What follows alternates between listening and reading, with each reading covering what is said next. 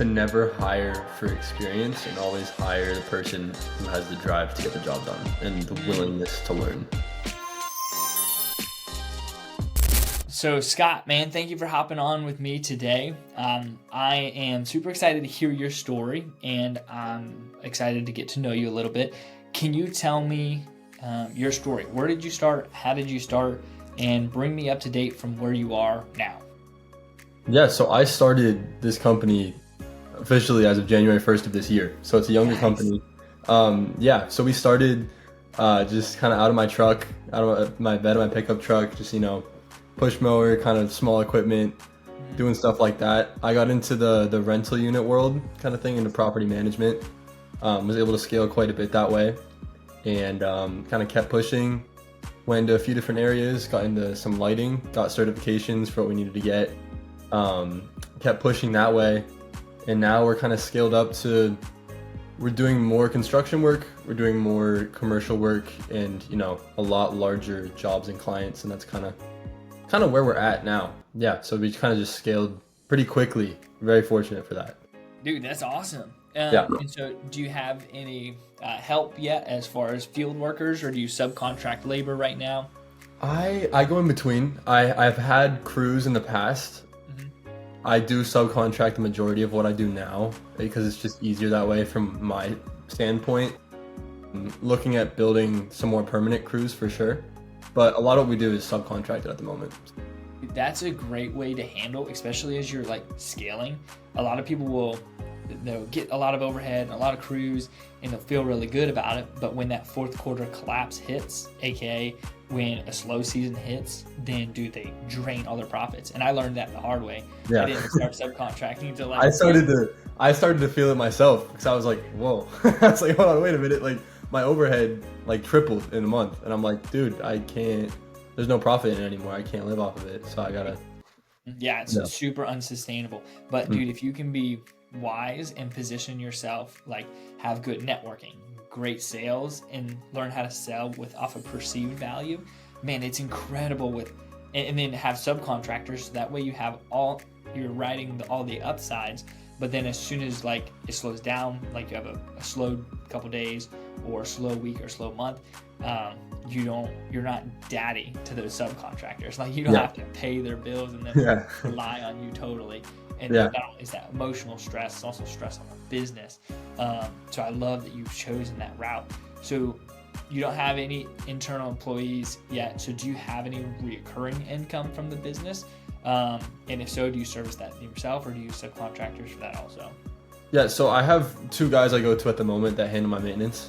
But cool. But aside from that, maintenance is our most consistent, obviously, because it's every month. Our rental units we handle. So that's kind of our consistent revenue. So that's sick. So what do you mean by rental part? Do you have a rental part of your business? Do you rent out equipment, or are you talking about when you go rent it? Yeah, rental units is what we manage the rental units, the maintenance on those. Dope. Yeah. Okay, so is that homes or homes? Homes? Yeah, that's just strictly homes. We don't really do much commercial maintenance at all. Really just residential units that we kind of handle. Awesome.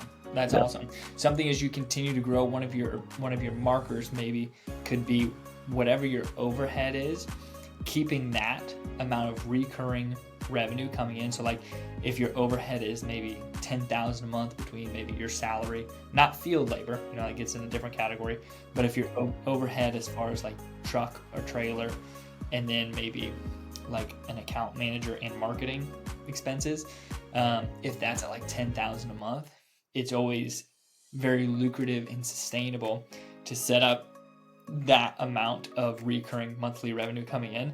So that way, instead of always starting at negative $10,000 every month, you're at break even every month. And as you grow, right now you don't really have to worry about it because you can be so dodge here, lucrative with not having overhead.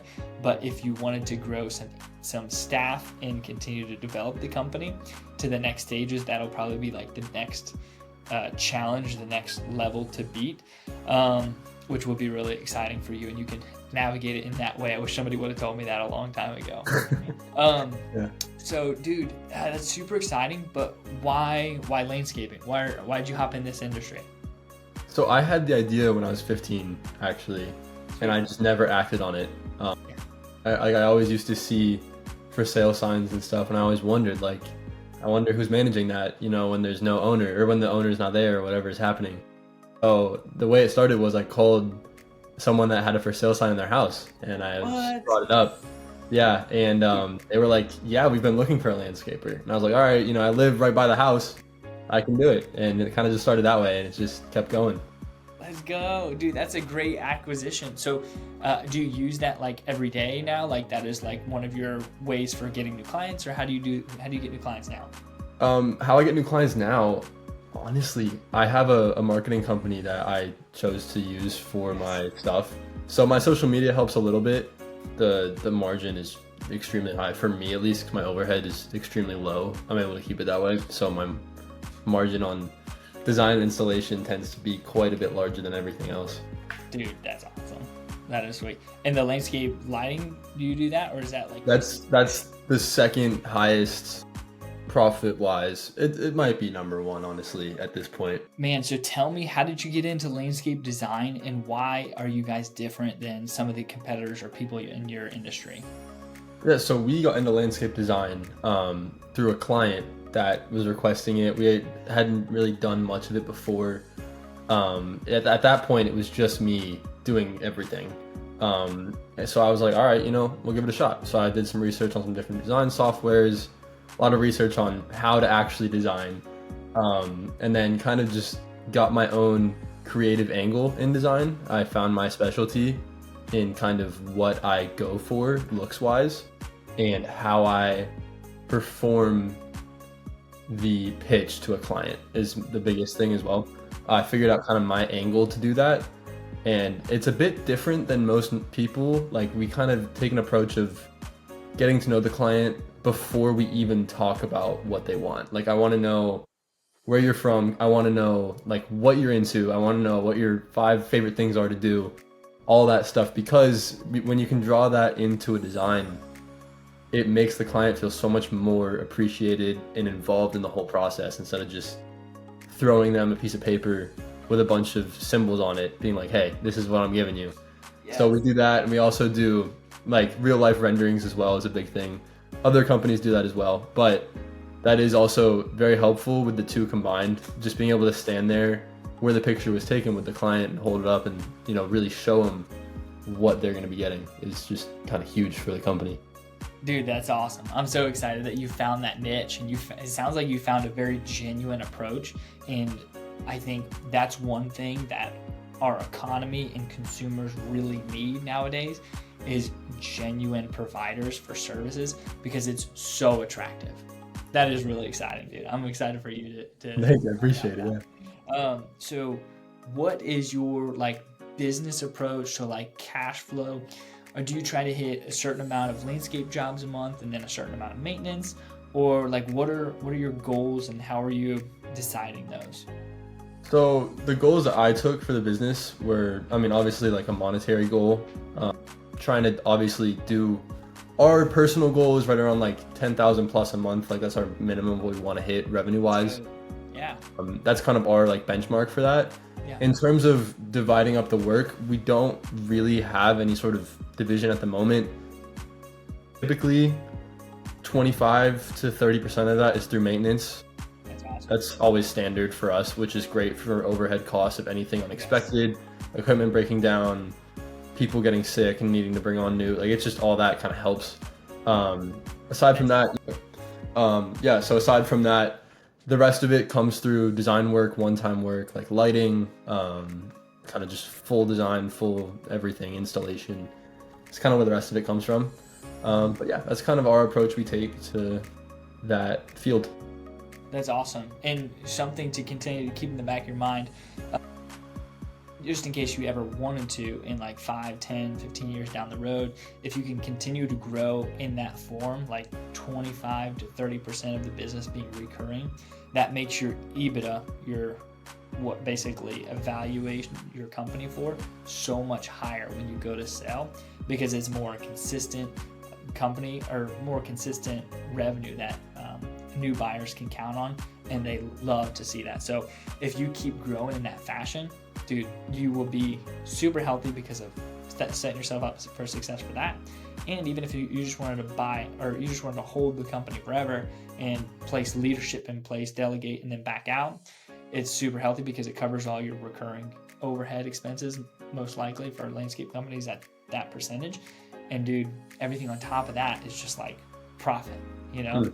Maintenance pays the bills, the install jobs buys the toys, what they say. Yeah. So, dude, that's super exciting. I'm super inspired and happy to get to talk with you about this stuff. One other thing that I want to touch on is, so I want to talk for a quick second about your goals so we talked about your goal this year. What's your 3 or 4 year goal from now? What do you want your company to look like? I want my company to look fully automized, I think is for sure definitely one of the goals. I don't want to have to be back at the drawing board every month figuring out what exactly are we going to do to hit what we want to do. I want it to be just fully automatic is kind of one goal I have set up for that. Second goal, definitely more leadership in place. Yeah, I want to take more of a role of leading the company and not running, leading, and selling the company as well. Right. It's quite a bit. I'm sure you're aware, but Oh yeah. yeah, definitely that's a goal for sure. And as well as building full-time teams, putting full-time teams in place to limit subcontracting quite as much as I've been doing, to make it more of a full kind of one-stop shop idea of a business. Right. That's awesome, dude. But that's exciting. I think you're gonna crush it. So who have been some of your mentors or people that have inspired you along this path here? So one of my biggest mentors is actually my grandfather. He started, owned, and operated one of the biggest auto malls on the East Coast. So he's been kind of my go-to guy for every business question I've had forever. So he's been an absolutely phenomenal resource and motivational person in my life as well to keep me going through some of those harder months. And one more kind of mentor for sure in this field is a family friend actually up in Massachusetts. He has his own landscaping company. It's a pretty big landscaping company that I get to, I call him probably once a month, once every other month, something like that. Just kind of ask him, just, dude, what's going on? What am I doing? Right. And, he's been a phenomenal resource as well for all those questions I've had because he's very experienced in this field. That's awesome. What from your grandfather specifically, if there's one major piece of advice that he's given you, or one thing that you can articulate that has stood out the most from what he taught you, what would that be? To never hire for experience and always hire the person who has the drive to get the job done and the willingness to learn.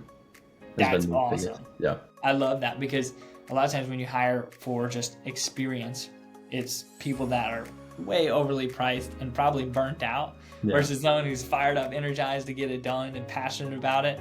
Even if they don't know how to do it all the way, they'll stumble through it, figure it out, and get it done twice as fast and twice as good. Exactly. That's really cool. And just to touch on that as well, one of my mentors said something very similar. Is he kept coaching me.